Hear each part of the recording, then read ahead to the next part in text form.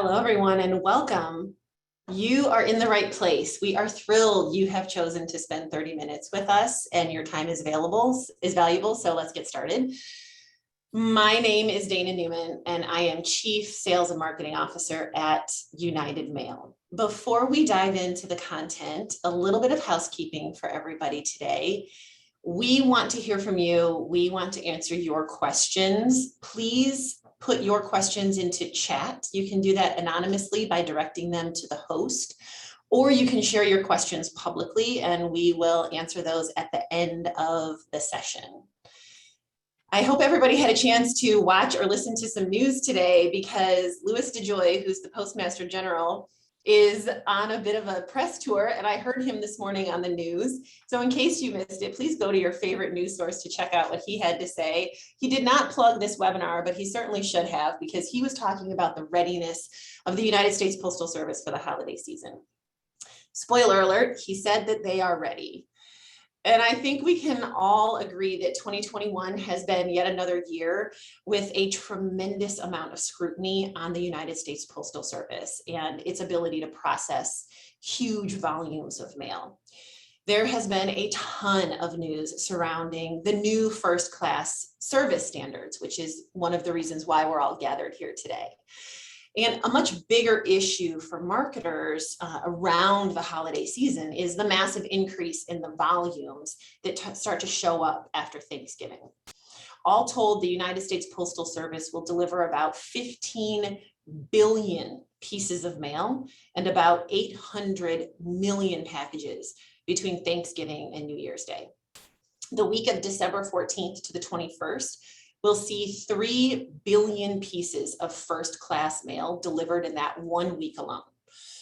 And with all the news swirling around the United States Postal Service in the past 18 months, and with delivery standards changing for first class mail and unprecedented logistics strains, marketers and businesses who rely on mail to communicate their vital information to their customers are understandably anxious. And we will talk about all of these today. And at United Mail, we take pride in helping to alleviate some of that anxiety around the complexities of mail by applying technology and analytics. We are the last mile between our clients and their customers. And for us, we meet this expectation by investing in people, technology, and the future of communication. And we are meeting consumers where they are with personalized, secure data matched to the communication preferences of every customer profile. And we do this by aligning digital, print, and mailing services to best fit their needs. This allows us to deliver on the promise of a one-stop shop for all of our clients for their digital and printed communication needs.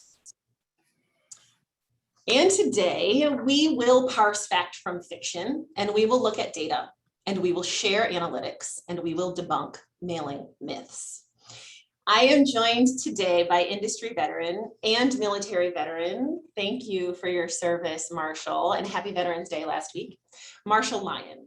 Marshall uses his 38 years of experience in mailing, print, and the envelope business to fulfill his role as executive advisor at United Mail.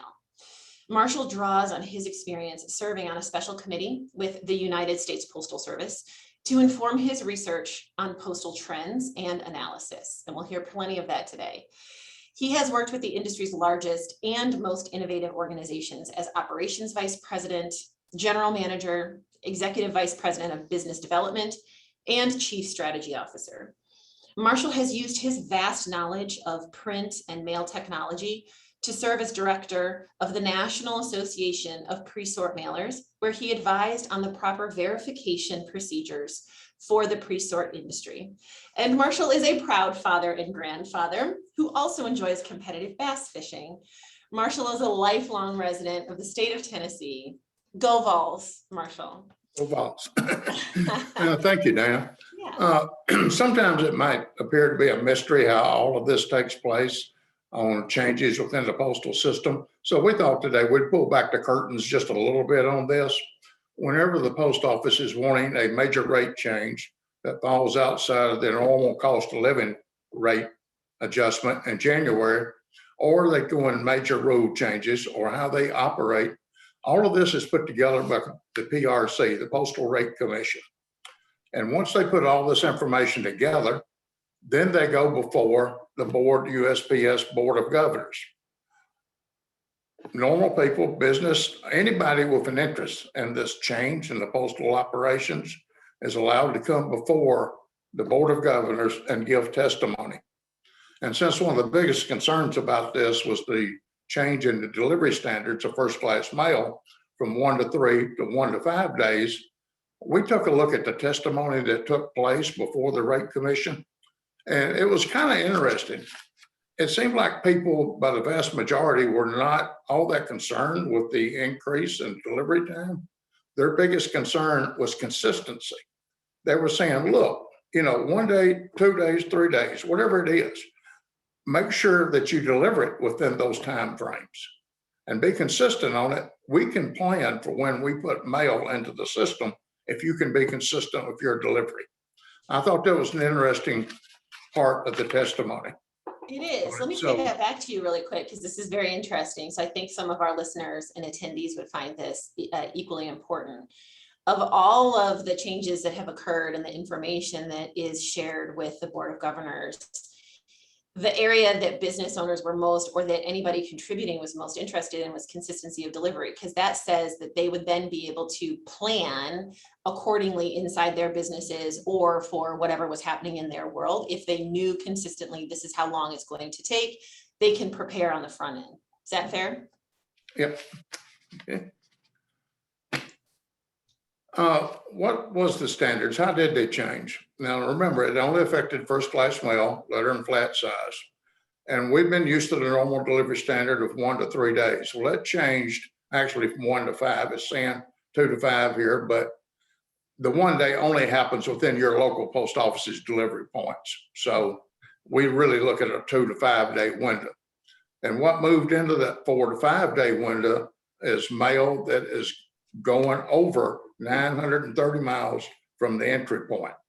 If you draw a radius from where you're entering the mail of 930 miles, anything outside that radius is going to fall into the 4 to 5 day. Like that. It used to be 3 days, but right now it's 4 to 5 is the new standard. And to give everybody some additional context, in case you didn't already know this, these delivery standard changes took effect on October 1st of 2021.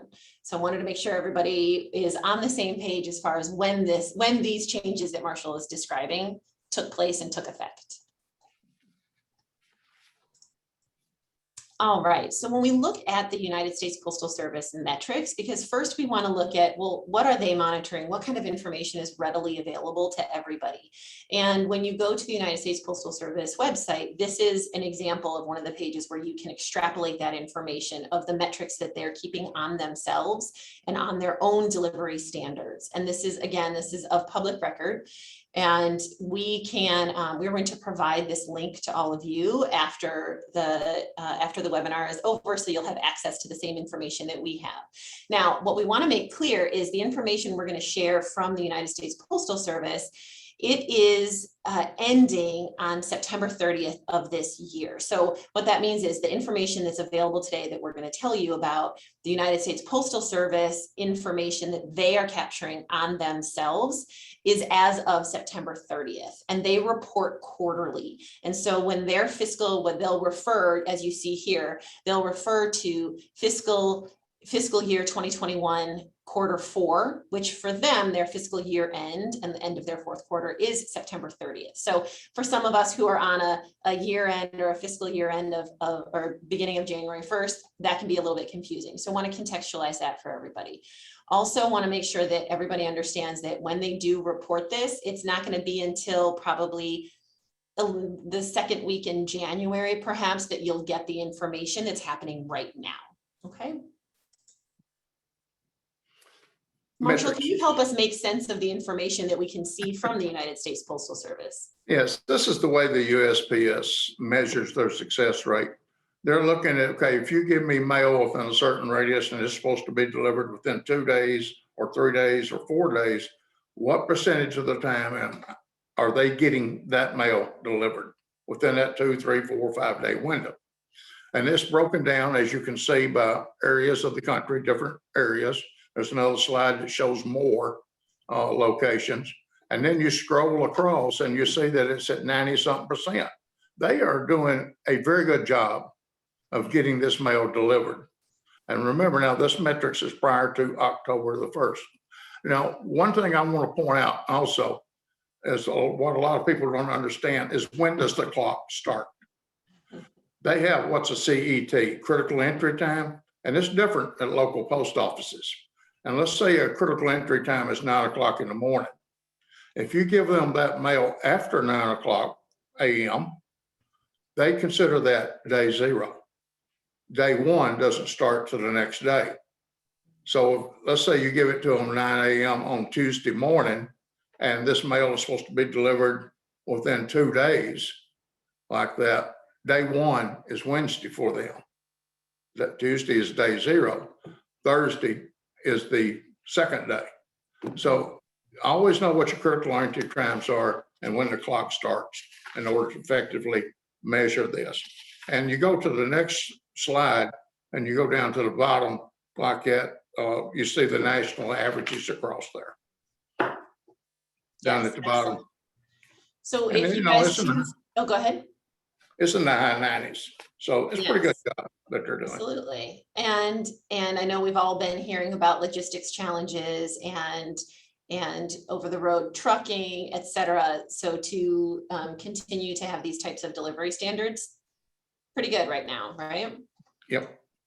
And our response at United Mail, and one of the ways that we are providing some checks and balances, and for us to also be able to have the information about the delivery standards or those delivery metrics sooner than what's available from the United States Postal Service, what we're doing internally for ourselves and for clients, what we're going to talk about today is what United Mail has been doing to better understand in advance of this change. We started tracking and analyzing on a national scale, first class and flats, so that we could have a baseline. And then of course, we're continuing that monitoring into the rest of this year and into the beginning of 2022. And what that looks like in practice is we have a platform called United Track, and it is built on the backbone of the United States Postal Service IMB and scanning practices that have been in effect for a while now. And what we did is we built an interface and a database that allows us to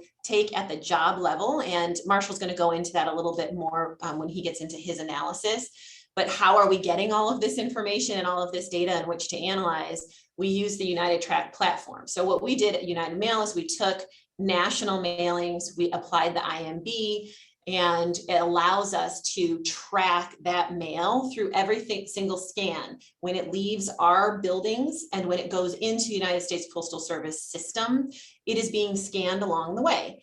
And so what that means is when there's a final scan at the carrier route, at the street level, our system knows when that entire job or anything that is mailing to that particular carrier route has been delivered. And so that means that at a regional scale, at a local scale, and then at that carrier route level, you can tell when things are going to be delivered, and you can have those analytics that would help you prepare for a sale, for instance, or to staff a call center. And it gives you more insight into what's happening with your mail. Marshall, can you go into a little more detail about, once we capture all this data, what are we doing with it?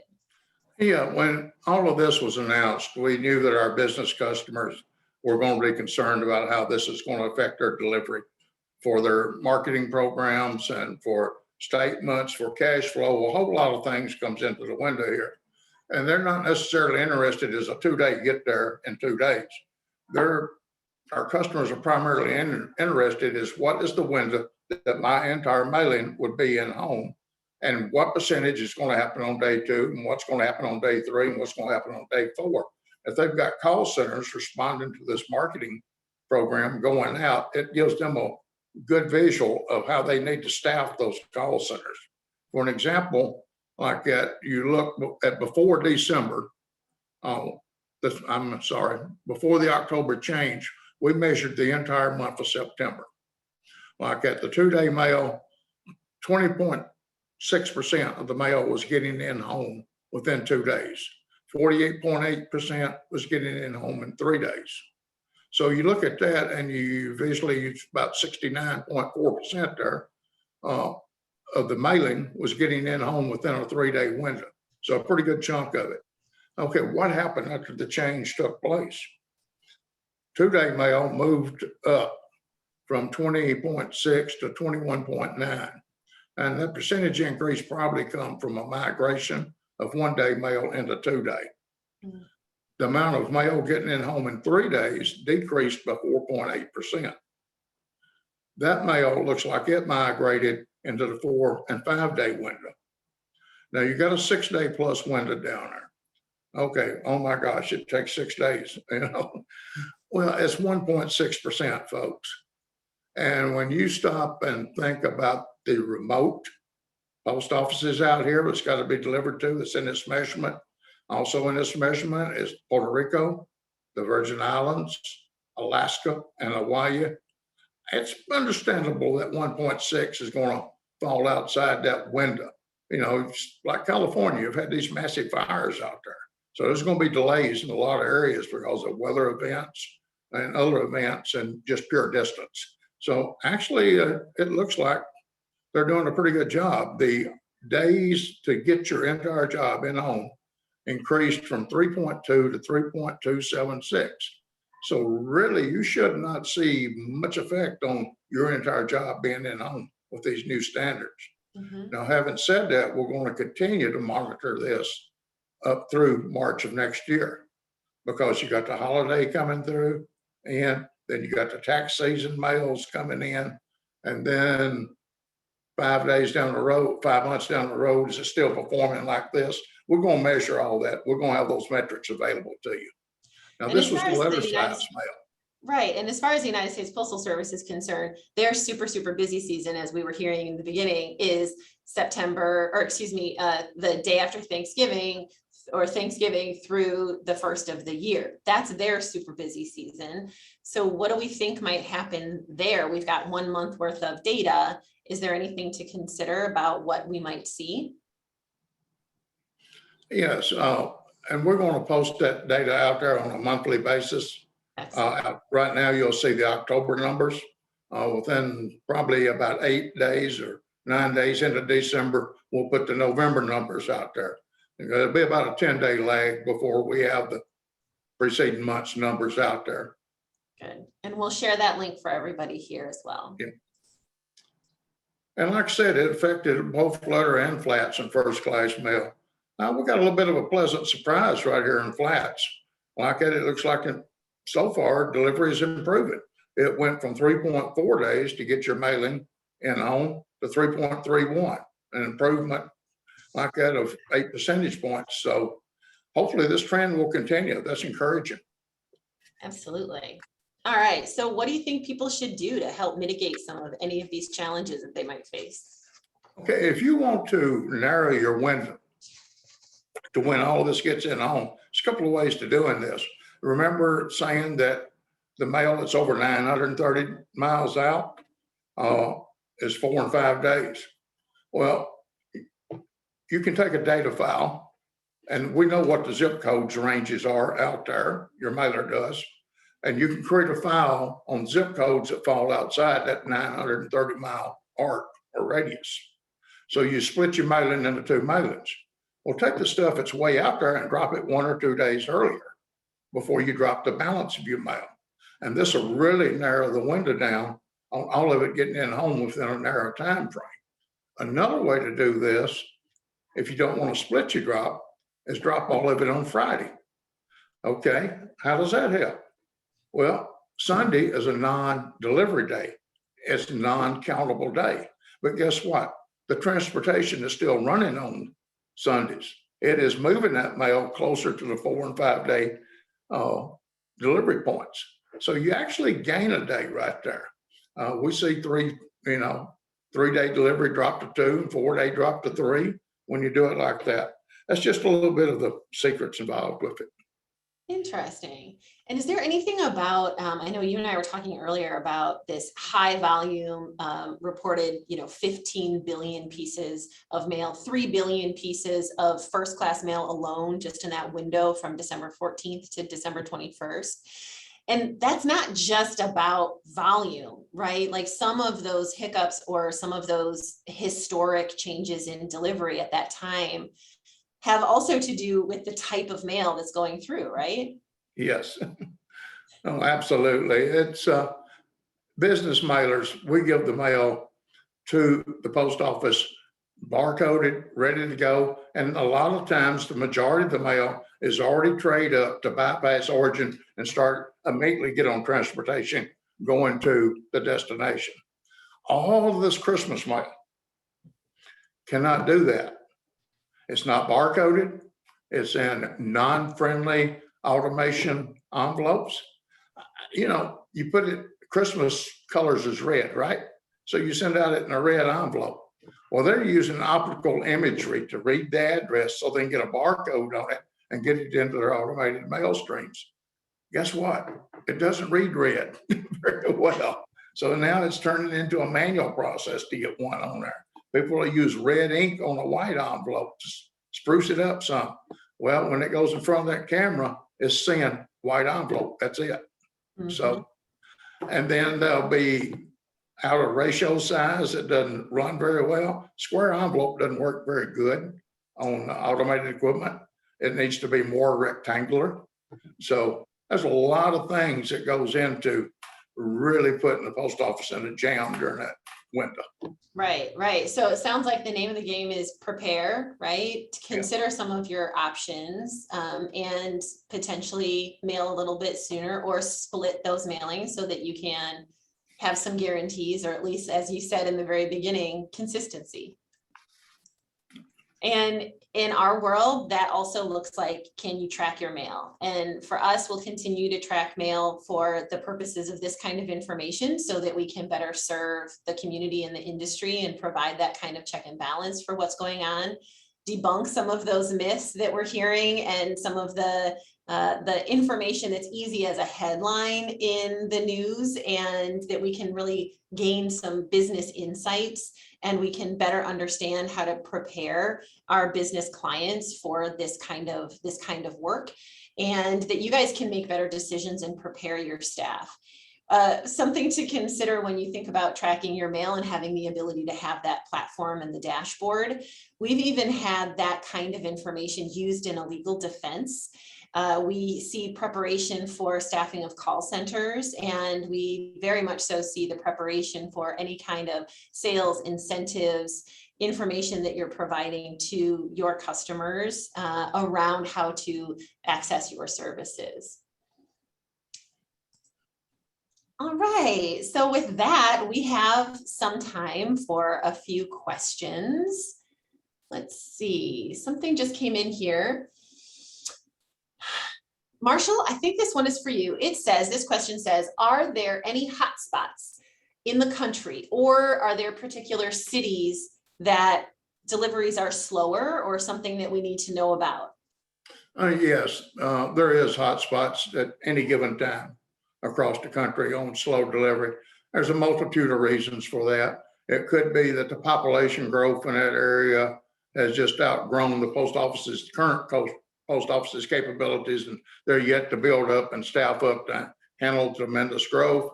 There's been wildfires in the area, or there's been floods in the area, a whole variety of reasons.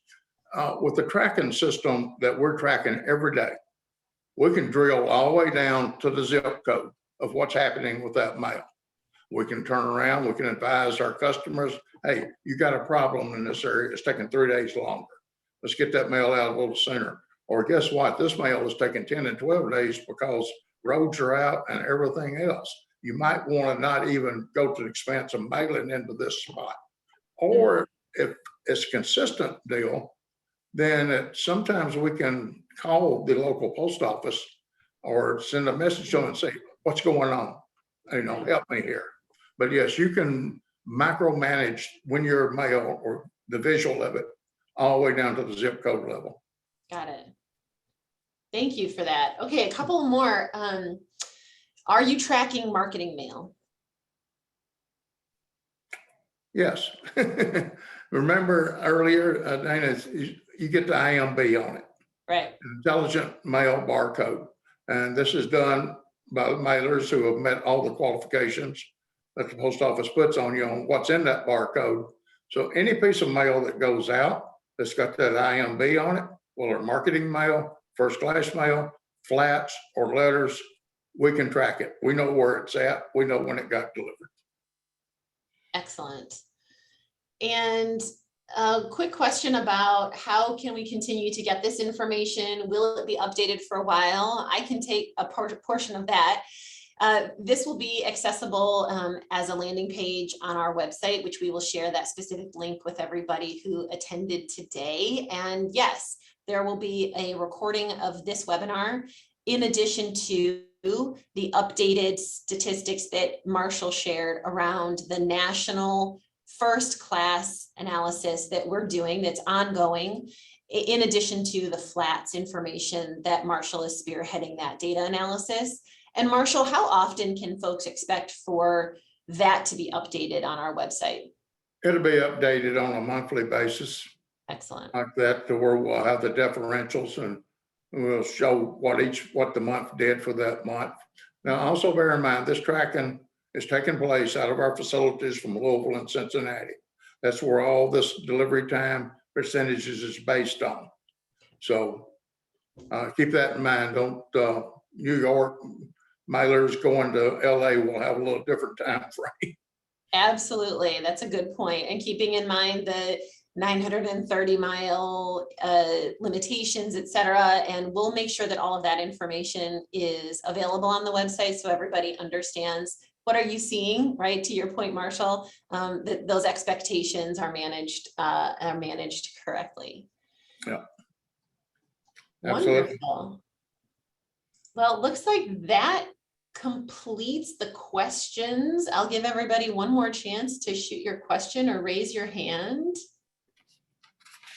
All right, so I have, with the time we have remaining, just a couple of minutes. I want to let everybody know that this webinar has been recorded and we will share it with you. You'll get a link to the landing page that will allow you to review, watch, share this webinar, in addition to the deck that you saw, and we will regularly update the content around the tracking that we're doing that we started in September and that we will continue at least until March.